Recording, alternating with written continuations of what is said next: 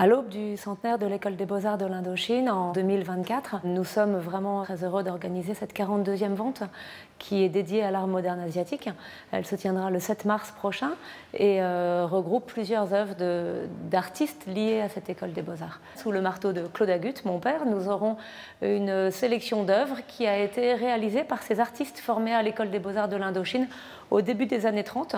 Et nous sommes vraiment très honorés d'avoir reçu cette collection de monsieur et madame Nguyen U Hop, de très riches collectionneurs vietnamiens qui, à partir de la fin des années 40, ont vécu entre le Vietnam et la France.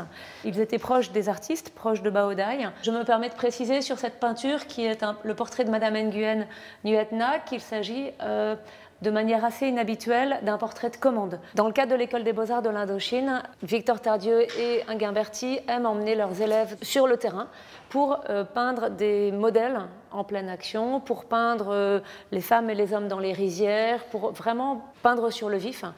Donc cette peinture de Luong Chani en est un témoignage très intéressant, réalisée par un peintre qui n'est pas venu vivre en France. Donc ce sont des collectionneurs qui vivaient au Vietnam et qui étaient français, qui l'ont rapporté en France.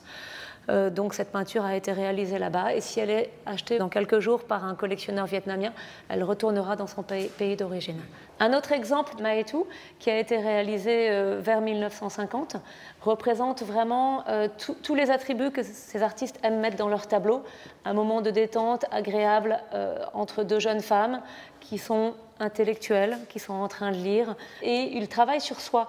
L'une des techniques, une des plus importantes de l'École des Beaux-Arts de l'Indochine. Et je me suis rendu compte au fil de ces dernières années, donc 10 ans de recherche, de travail, de présentation de tableaux, que de nombreux acheteurs, collectionneurs, curieux étaient à la recherche d'informations sur ces artistes.